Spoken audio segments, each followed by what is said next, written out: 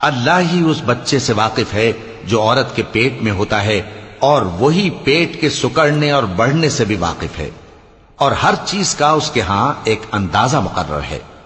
وہ چھپی اور ظاہر چیزوں کا جاننے والا ہے، سب سے بزرگ ہے، عالی رتبہ ہے۔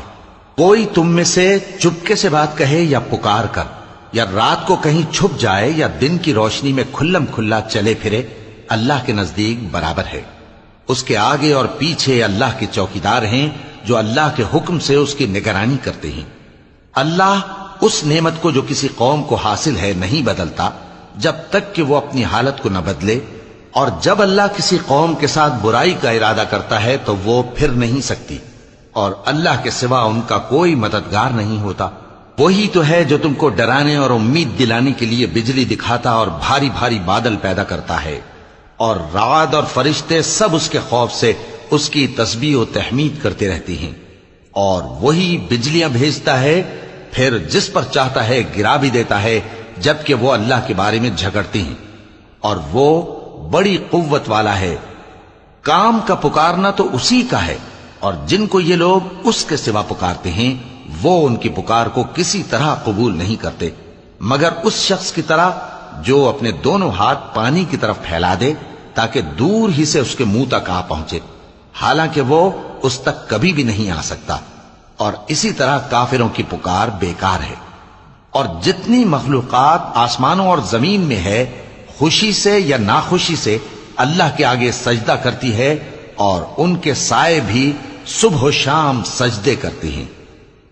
چونکہ آیت سجدہ تلاوت کی گئی ہے، لہذا سامعین پر سجدہ واجب ہے۔ ان سے پوچھو کہ آسمانوں اور زمین کا پروردگار کون ہے؟ تم ہی کہہ دو کہ اللہ۔ ان سے کہو کہ کیا تم نے اللہ کو چھوڑ کر ایسے لوگوں کو کارساز بنایا ہے جو خود اپنے نفع و نقصان کا بھی اختیار نہیں رکھتے؟ کہو کیا اندھا اور آنکھوں والا برابر ہیں، یا اندھیرا اور اجالا برابر ہو سکتا ہے؟ بھلا ان لوگوں نے جن کو اللہ کا شریک مقرر کیا ہے، کیا انہوں نے اللہ کسی مخلوقات پیدا کی ہے جس کے سبب ان کے لیے مخلوقات مشتبہ ہو گئی ہے؟ کہہ دو کہ اللہ ہی ہر چیز کا پیدا کرنے والا ہے، اور وہ یکتا ہے، بڑا زبردست ہے۔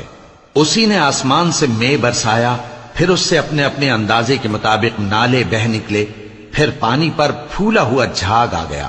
اور جس چیز کو زیور یا کوئی اور سامان بنانے کے لیے آگ میں تپاتے ہیں اس میں بھی ایسا ہی جھاگ ہوتا ہے۔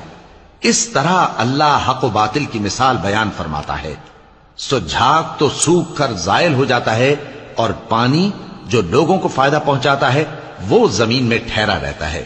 اس طرح اللہ صحیح اور غلط کی مثالیں بیان فرماتا ہے تاکہ تم سمجھو۔ جن لوگوں نے اللہ کے حکم کو قبول کیا ان کی حالت بہت بہتر ہوگی، اور جنہوں نے اس کو قبول نہ کیا، اگر روئے زمین کے سب خزانے ان کے اختیار میں ہوں تو وہ سب کے سب اور ان کے ساتھ اتنے ہی اور نجات کے بدلے میں صرف کر ڈالیں، مگر نجات کہاں؟ ایسے لوگوں کا حساب بھی برا ہوگا، اور ان کا ٹھکانہ بھی دوزخ ہے، اور وہ بری جگہ ہے۔ بھلا جو شخص یہ جانتا ہے کہ جو کچھ تمہارے پروردگار کی طرف سے تم پر نازل ہوا ہے حق ہے، وہ اس شخص کی طرف